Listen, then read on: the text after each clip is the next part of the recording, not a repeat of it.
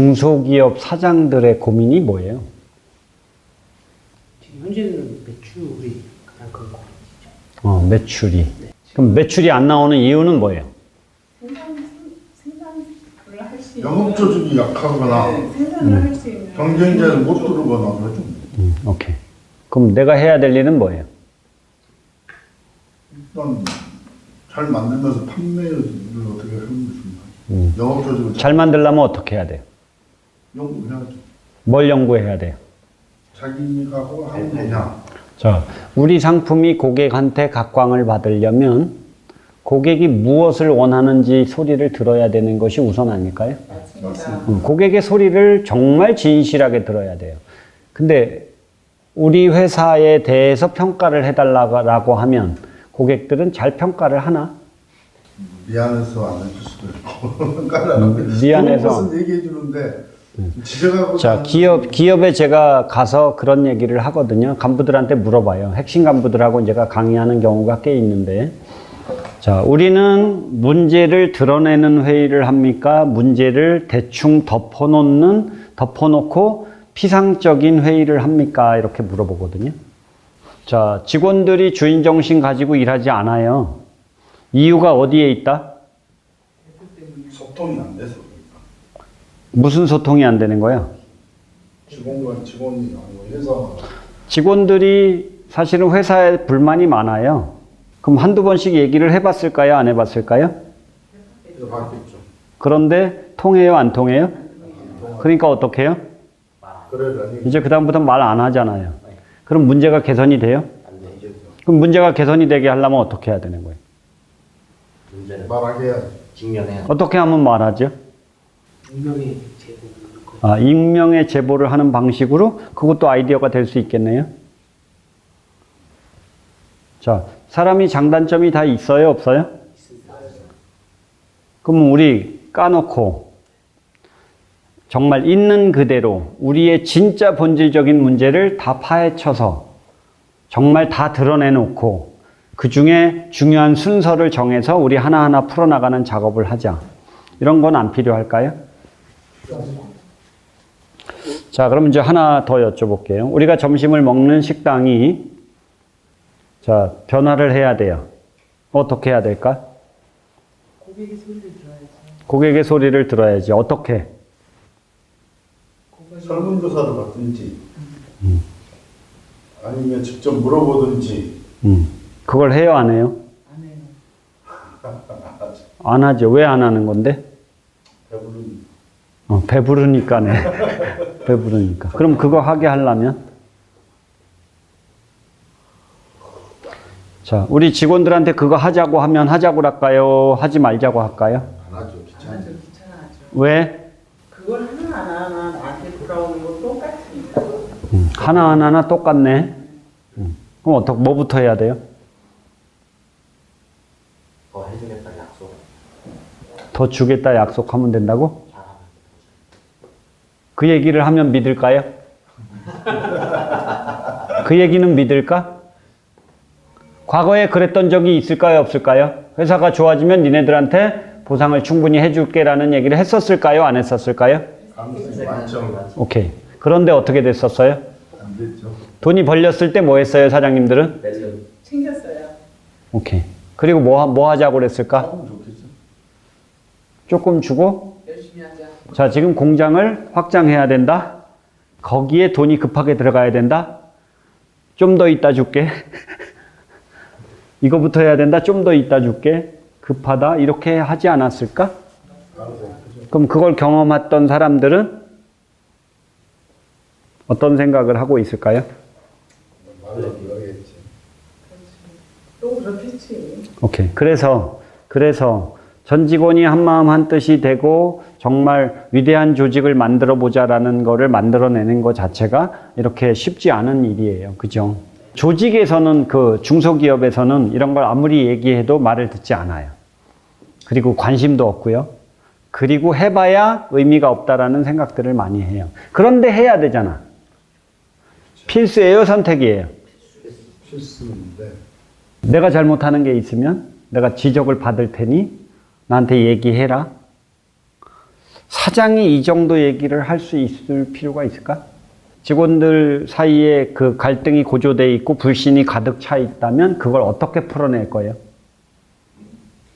전문가를 부르면 그럼 전문가는 어떻게 할 것 같아요? 저는 어떻게 할 것 같아요? 제가 만약에 기업에 간다. 이분들은 이미 얼어붙었고 이미 고정관념이 가득 차 있고 이미 회사에 대한 불신이 가득하거든요. 죽었다 깨나도 얘기 안 합니다. 왜? 얘기했다가 찍히거든. 자, 어떻게 하면 이 문제를 풀 수 있을까요? 이거 푸는 작업이 필요할까요? 안 필요할까요? 필요합니다. 어떻게 하면 풀 수 있을까요? 여러분 경험을 해봤거든. 근데 못 찾아.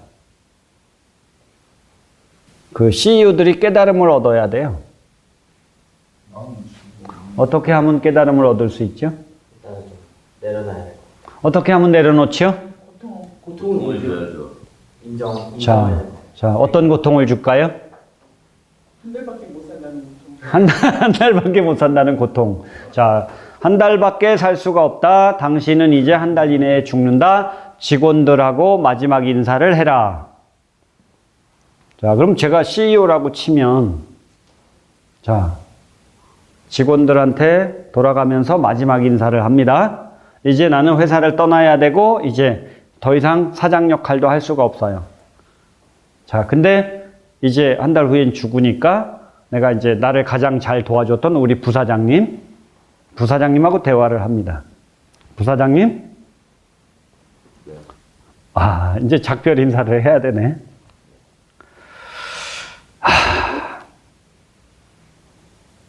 그동안 저랑 가장 많은 시간을 보냈고 가장 많이 도와준 사람인데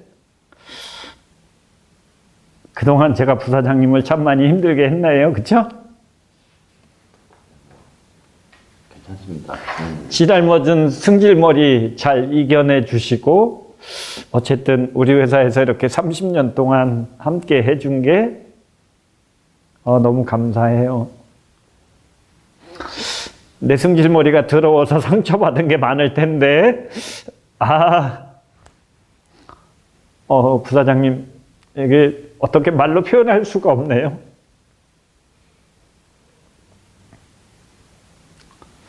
부사장님,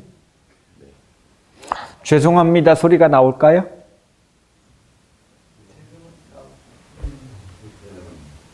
저도 죄송합니다. 부사장님 진심으로 죄송합니다. 나이도 어린 내가 연세가 있으신 부사장님한테 지랄을 했습니다.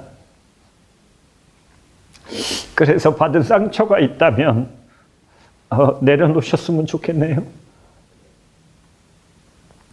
그리고 우리 회사를 가장 잘하는 사람이 우리 부사장님이니 대신 사장이 돼서 우리 직원들을 좀 잘 이끌어 주셨으면 좋겠네요. 약한 말씀 하시지 마시고. 자, 사실은 사장님이 이런 작업을 해볼 필요가 있을까요? 없을까요? 있습니다. 있죠. 부사장님, 제가 더 살 수가 있다면, 우리 부사장님한테도 훨씬 더 잘했을 텐데, 정말 죄송하네요. 이런 얘기를 한다면 변할까요? 네. 오케이. 자, 우리 전무님한테도 한마디 해야지. 묵묵하게 이렇게 불평불만이 있는데도, 제가 싸가지 없는데도 제 얘기 잘 듣고, 언제나 앞장서서 그 회사를 위해서 애써주신 거, 주인정신 가지고 일해주신 거 제가 감사하게 생각하고 있습니다. 전무님? 저 용서할 수 있죠? 네. 오케이. 전무님, 제가 잘못한 게 너무 많습니다. 월급 올려드린다고 그랬는데 올려주지도 못했고, 나중에 더 준다라고 했는데 결국 그러지를 못했네요. 우리 부사장님 도와서 회사 좀 잘 좀 이끌어 주십시오. 이런 얘기들을 할까요? 해야 된다고 봅니다. 상무님한테도? 우리 부장님한테도? 우리 말단 직원들한테도 말단 직원이라는 이유 때문에 내가 먼저 다가가서 이렇게 애정을 쏟지 못했네요. 미안합니다.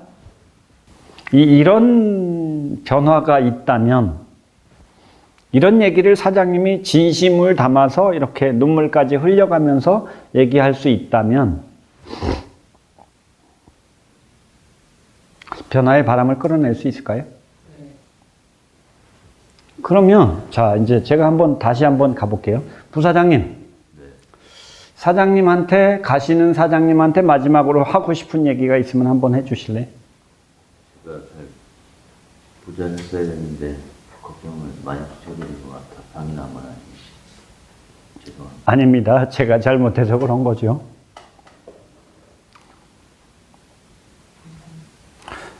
자, 부사장님이 잘못했다고 할까요? 잘했다고 할까요?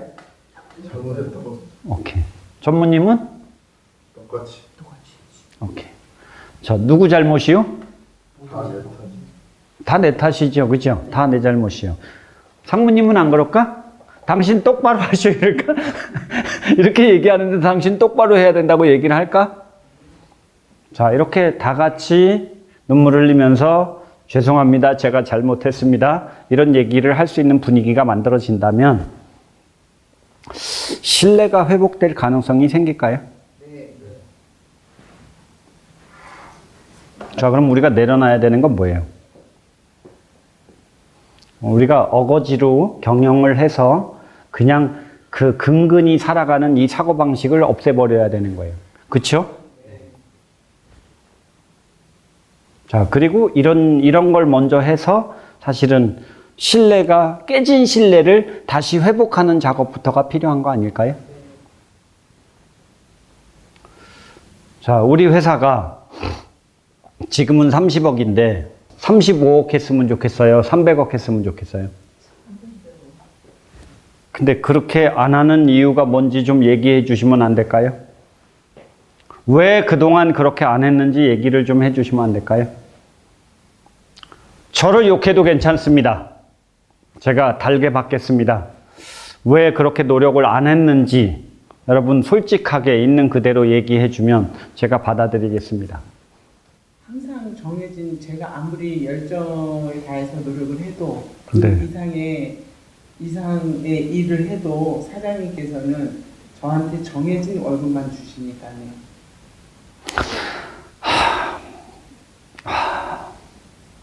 과장님 죄송합니다.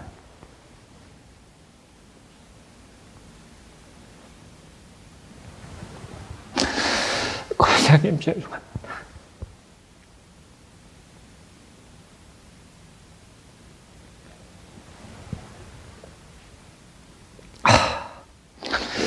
과장님, 죄송합니다.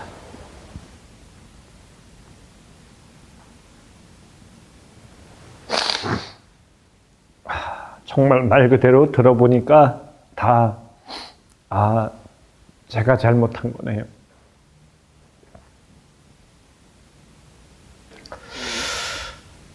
과장님, 제가 그러면 이제 그러지 않겠다라고 하고 이제 어떠한 일이 있더라도 내가 이익이 나면 이익금의 30%를 직원들에게 주겠다라고 하면 그 얘기는 믿을 수 있겠습니까? 네. 앞으로 어떠한 일이 있더라도 이익이 나면 그 이익금의 30%를 여러분들에게 나눠드리겠습니다. 그거부터 하고 재투자를 하더라도 투자하겠습니다. 네, 감사합니다. 과장님, 다시 한번 죄송합니다. 저는 죄송합니다. 아닙니다. 제가 이제 제일 소중한 사람들이 직원이라는 거를 이제 알게 됐습니다. 이제 저의 이익만 취하지 않고 직원들한테 더 많이 줄 수 있도록 애를 쓰는 사장이 되겠습니다. 한 번만 기회를 더 주십시오. 저도 회사를 위해서 최선을 다하겠습니다. 만약에 이런 거를 한다라고 하면 회사 분위기가 어떨까요? 직원들의 일하는 태도가 바뀌어갈 수 있을까요? 네. 사장인 내가 뭘 버린 거예요? 내 권위를 버리고 이제 내가 깨달음을 얻었나요? 그러니까 직원의 마음을 얻을 수 있는 준비가 된 거예요. 그래서 내가 잘못했다, 내가 엉터리였다, 이런 걸 인정하고, 자, 원칙을 정하지요. 어떤 원칙을? 자, 이 회사는 내 회사가 아니다. 자, 제가 지분의 100%를 가지고 있으니, 이제 이 지분 중에 30%는 우리 사주로 제가 분배를 해드릴게요. 자, 그리고 이익금이 나면 항상 30%는 직원에게 분배하겠습니다. 월급 외에 별도로. 제가 이걸 지키지 못하면 여러분이 저한테 항의를 해 주십시오. 이게 이제 버리는 게 이런 거 아닐까요? 내려놓음이라는 게 이런 거죠, 사실은. 기업이 좋아질 수 있을 것 같아요? 한마음 한뜻을 만들 수 있을까요?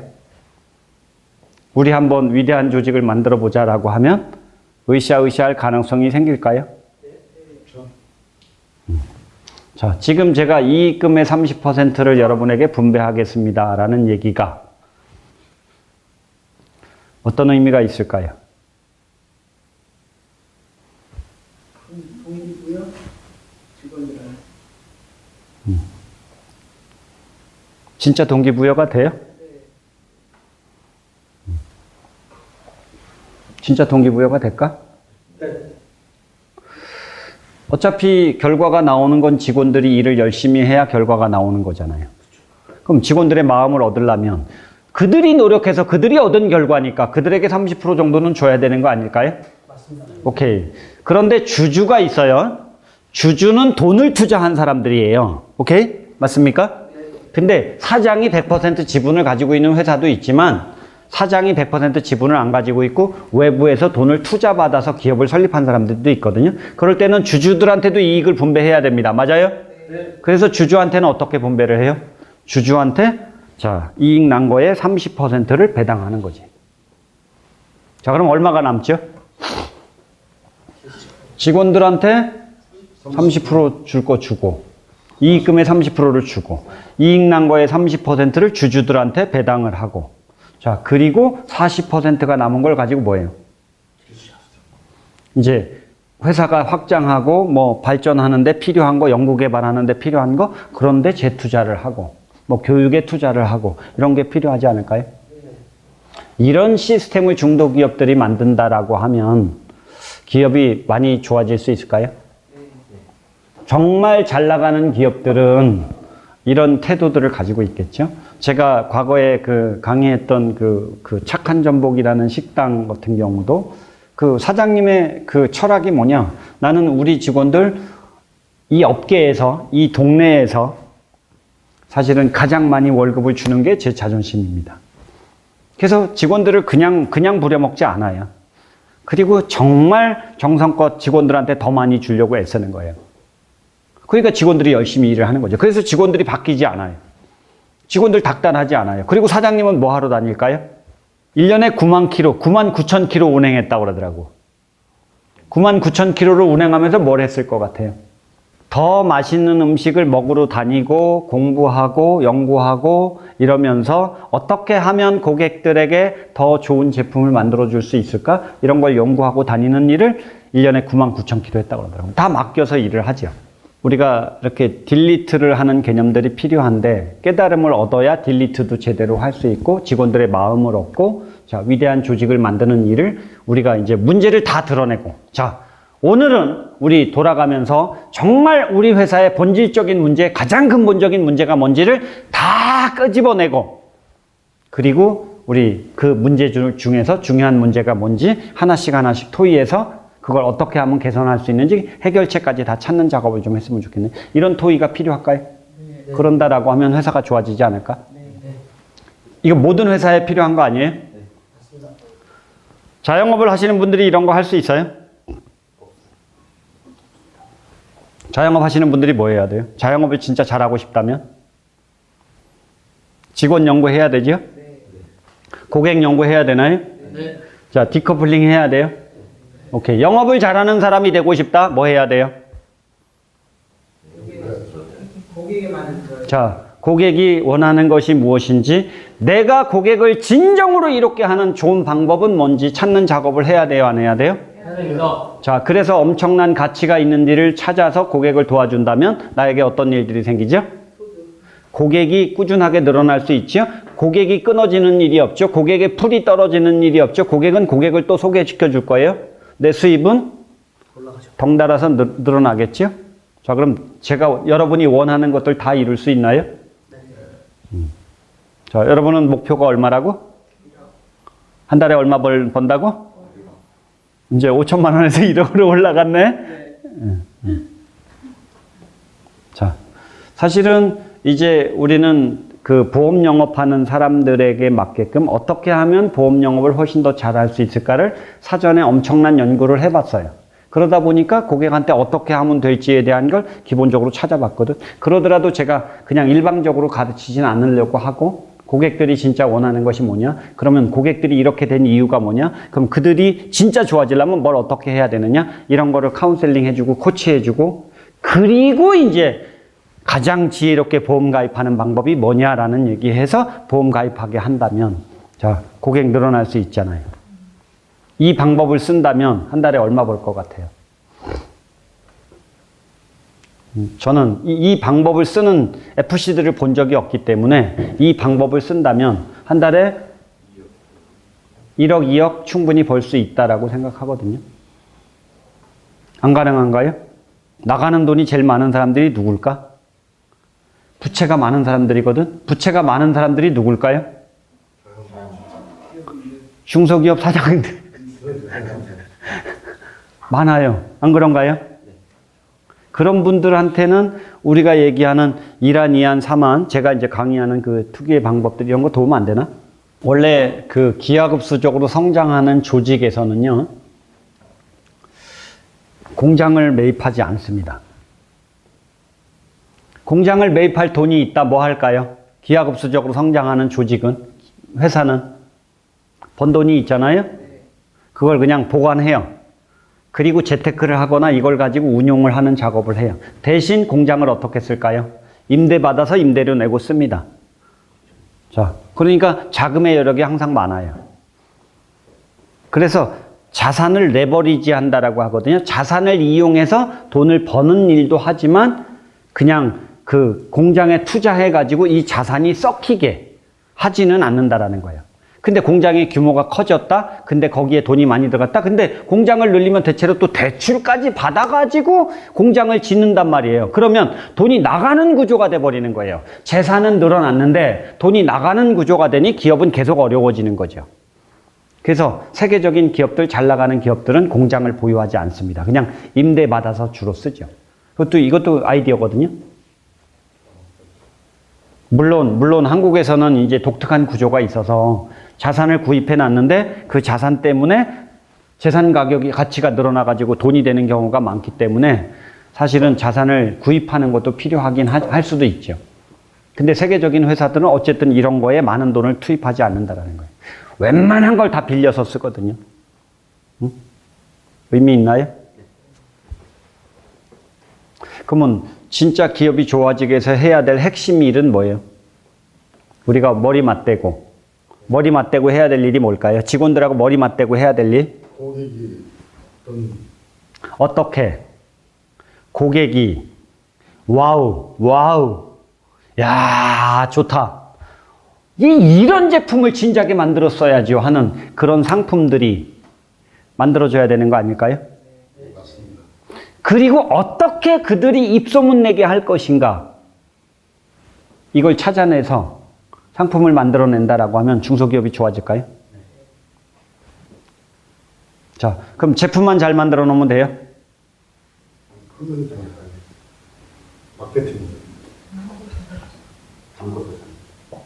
자, 우리 영업사원들이 이제 잘 만든 제품을 가지고 영업을 하러 가요. 영업사원들이 고객한테 잘 만든 제품을 제대로 설명하는 과정은 필요할까요? 왜 필요할까요? 잘 전달해야 됩니다. 이 영업사원들이 와우, 이야, 그렇게 개선이 됐단 말이야? 이렇게 잘 설명하잖아요. 그러면 이것 때문에 뭐가 된다고? 구전이 돼. 구전이 되는 거예요. 구전이 되는 거예요. 말 됩니까? 자, 프라임 에셋이 일할 만한 회사 맞아요? 네. 오케이. 자, 그러면 제가 이제 프라임 에셋에 대한 한번 설명을 한번 들어볼게요. 다른 조직은 대체로 100을 줘요. 근데 저희는 150을 줘요. 똑같은 일을 하는데 다른 회사는 100을 주는데 우리는 150을 줘요. 같은 값이다 그러면 많이 주는 곳에서 일을 해야죠. 오케이. 맞아요? 네. 오케이. 자, 이게 첫 번째 좋은 점이에요. 두 번째. 오시잖아요? 자, 당신이 한 달에 5천만 원이 벌 때까지 지도해주는 교육 시스템을 우리 회사는 갖추고 있어요. 자, 그래서 연봉 1억 이상 되는 사람이 100명 중에 30명 정도가 됩니다. 연봉 5억 이상 되는 사람이 5명 이상 됩니다. 1등 하시는 분은 1년에 20억을 벌거든요. 자, 이런 교육 시스템이 있는 회사. 자, 그런 회사에 가야 발전하지 않을까요? 맞습니다. 오케이. 자, 근데 배운 거하고 현장에서 써먹는 게 다르잖아요? 연봉 20억 하시는 분이 현장에 가서 대신 상담도 해줘요. 그분을 통해서 보고 배울 수가 있어요. 저는 연봉이 6억밖에 안 되지만 저도 그걸 해드릴 수 있어요. 영업하는데 도움이 될까요? 되겠죠. 대신 계약도 해드려요. 도움이 될까요? 되죠. 오케이. 그런 거 해주는 보험 조직이 있나요? 쭉 오케이. 어디서 일해야 되겠어요? 여기서 해야죠. 그래도 다른 곳에 간다면 안 갑니다. 모자란 거 아니에요? 그렇죠. 자, 과거에 제일 많이 벌었을 때 한 달에 얼마 버셨었죠? 4,500이요? 4,500. 예, 제가 보기에는 한 달에 1억 충분히 버실 분 같거든요. 감사합니다. 제가 배울 게 많을 것 같아요. 아니다. 그건 아닌 것 같아요. 아닙니다. 자, 네, 제 시스템. 결정하시죠? 네, 제가 소개해 주세요. 자, 그럼 제가 이제 여쭤볼게요. 저는 이렇게 얘기했었을 것 같아요. 이걸 더 천천히 얘기하면 더 좋아요. 자, 그럼 기억나는 게 있어요? 150. 자, 기억나는 거? 한때 100을 준다면 우리 회사는 150을 준다. 오케이. 정확하게 기억하고 있네. 자, 둘째. 5천원이 될 때까지 응. 저희 교육 시스템에 의해서 지도를 해드리겠다. 오케이. 둘째. 오케이. 기억하고 있네요? 오케이. 셋째. 알긴 아는데 말이 안 나오는 건가? 이런 조직은 대한민국에서 없다. 하나가 빠졌는데 때문에 20억 연봉을 받는 사람이 동반해서 영업하는 걸 보여주고 가르쳐 준다? 5억 이상 되는 사람이 가르쳐 준다? 오케이. 기억이 날까요? 왜 날까요? 이게 나야 되는 거 아닐까요? 아까 정 이사님 얘기하셨을 때도 그런 것이 기억나게 했고요. 이게 정확하게 기억이 나야 되는 거예요. 이해됩니까? 네. 근데 우리는 많이 설명하죠. 주저리 설명하죠. 이게 우리들의 문제예요. 어떻게 해야 돼요? 중요한 키팩터가 고객한테 뇌리에 기억이 남아야 되는 거예요. 세일즈 대학이 뭐 하는 곳이죠?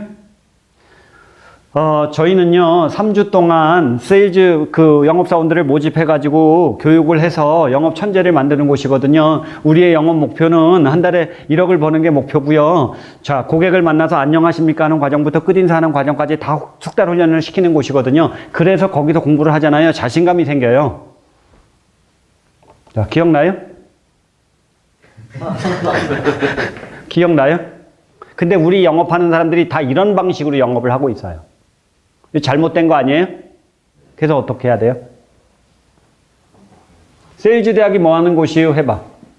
세일즈단이 뭐 하는 곳이야? 영업 천재를 양성하는 곳이죠. 연봉이 10억 이상 되는 영업 천재를 양성하는 곳이에요. 연봉 10억이 넘는 영업 천재를 양성하는 곳이라.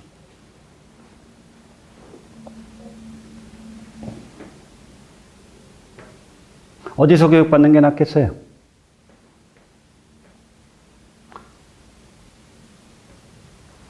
진짜입니까? 네. 어떻게 그렇게 되죠?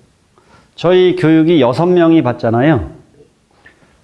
그 중에 4명, 한 달 교육을 받잖아요. 그리고 한 달 정도 지나면 4명 정도가 2천, 3천, 5천, 5천 이 정도를 벌어요. 4명 정도가.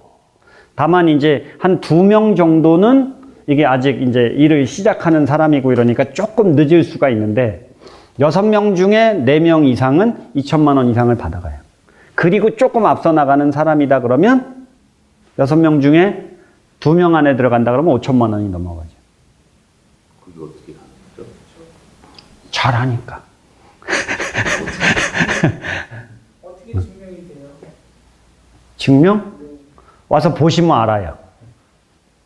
원천 징수를요? 예? 원천 징수요? 아니 와서 강의를 들어보시면 안다고. 믿지 않으셔도 돼요. 선생님 오지 마세요. 저도 그럴 생각이에요. 자, 고객한테 기억에 남게 하려면 어떤 게 더 좋을까요?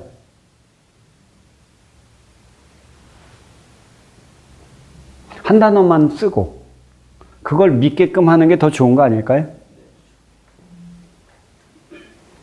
중요한 단어 하나만 믿게끔 하면 되잖아. 자, 세일즈 대학의 교육 방식 하나 더 얘기해 드릴까요? 네. 자, 연봉 6억이 될 때까지 교육을 해줘요. 평생 무료로 AS 교육을 해요.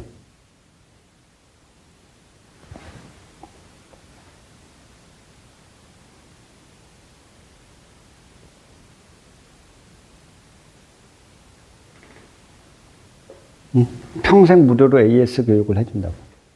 계속 와도 되는 건가요? 네.